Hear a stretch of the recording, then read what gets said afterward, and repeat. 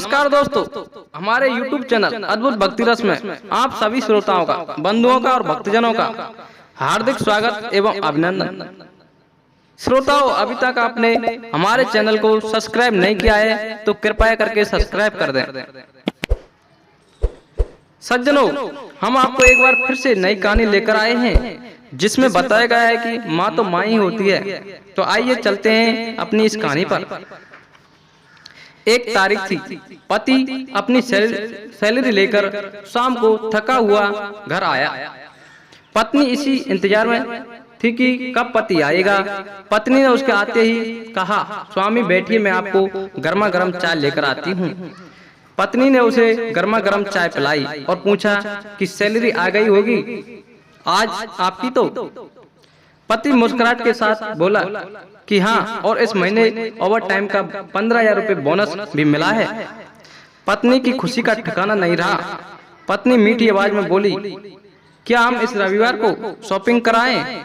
तो पति बोला कि ठीक है, लेकिन सिर्फ एक शर्त पर, कि यदि तुम हफ्ते में कम से कम एक बार मेरी माँ से फोन पर बात कर उनका हालचाल पूछोगी तो। पत्नी ने दबी आवाज में हाँ कर दी। पति सिर्फ ये चाहता था कि उसकी माँ और उसकी पत्नी के बीच जो भी अनबन है वह दूर हो जाए। ठीक 2 मिनट बाद पति के मोबाइल पर माँ का फोन आया। उधर से माँ बोली, कैसे हो बेटा?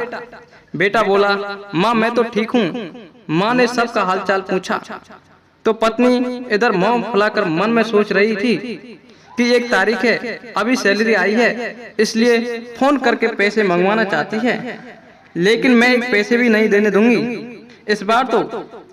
उधर माँ बोली, बेटा थोड़ी मदद चाहिए। तो बेटा बोला, बोलिए माँ, क्या हुआ माँ? बोली, बेटा इस महीने 7,000 रुपये मिल सकते हैं क्या? पति हर काम अपनी पत्नी से पूछकर ही करता था। उसने ये बात अपनी पत्नी से पूछी तो पत्नी बोली कि बोल दो कि अभी सैलरी नहीं आई है। बेटे ने माँ से कहा कि माँ अभी सैलरी आने में टाइम है। माँ बोली, बेटा कैसे भी करके भिजवा दो प्लीज, हॉस्पिटल में इलाज के लिए चाहिए। पति ने यही बात अपनी पत्नी से दोहराई। पत्नी बोली, माँ से बोल दो कि सरकारी हॉस्पिटल में इलाज करवा लो। पति ने माँ को यही सलाह दी तो माँ बोली, बेटा उधर इलाज सही नहीं होता और वह ध्यान भी नहीं रखते। इस बार पत्नी को गुस्सा आ गया और वह अपने पति से बोली कि बोल दो उन्हें कि हमारे सर पर पहले से इतना बोझ है और अब इससे ज्यादा हम सह नहीं सकते, इसलिए सरकारी हॉस्पिटल में ही इलाज करवाओ। पत्नी के शब्द बिगड़ गए। ये बोलते हुए कि वैसे भी 4-5 दिन की मेहमान है। पति इस बार बोला कि ऐसे तो मत बोलो माँ के बारे में। इस बार पति को थोड़ा गुस्सा आ गया, लेकिन मन को शांत करते हुए माँ से बोला, माँ इस महीने नहीं हो पाएंगे, इसलिए सरकारी हॉस्पिटल में ही करवा लीजिए इलाज। माँ उधर से भीख मांगने लगी कि बेटा प्लीज 3,000 रुपए तो दे दो। तो पति आंखों में आंसू के साथ पत्नी से बोला कि कम से कम 3,000 रुपए तो देने दो। पत्नी गुस्से में थी, लेकिन जैसे तैसे मान गई और बोली कि ठीक है, बोल दो कि 3,000 रुपए भिजवा देंगे कल। तो उधर पति बोला, सासू माँ आपको कल 3,000 रुपए भिजवा दूंगा।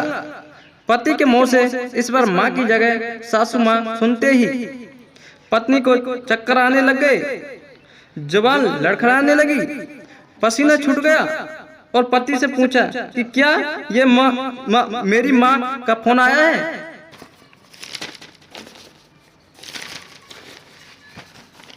पति बोला, हाँ तुम्हारी माँ का ही फोन है। मैं तो तुम्हारी माँ को भी अपनी माँ ही समझता हूँ, लेकिन तुमने कभी मेरी माँ को अपनी माँ की तरह समझा ही नहीं।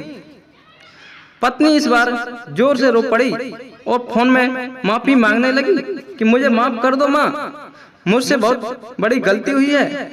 तो उधर से माँ बोली, बेटी यदि सिर्फ एक माँ का दिल दुखाया होता तो माफ कर देती, लेकिन तुमने तो आज एक नहीं बल्कि दो माँ का दिल दुखाया है। यदि आज मैं तुम्हें माफ भी कर दूं तो भी ऊपर वाला तुम्हें माफ नहीं करेगा। दोस्तों, ऐसा माना जाता है कि अगर ऊपर वाला भी माँ का कर्ज चुकाने धरती पर आ जाए तो भी वह माँ का कर्ज नहीं चुका सकता। एक माँ खुद मौत के मुंह में जाकर जिंदगी को जन्म देती है। उस माँ का सम्मान करें, माँ तो माँ ही होती है। उसको मरने से पहले जीते जी ना मारें। तो सज्जनों, आपको हमारी ये कहानी कैसी लगी कमेंट करके बताएं और हमारी कहानी को लाइक करें, शेयर करें और हमारे चैनल को सब्सक्राइब करें। जय हिंद, जय भारत।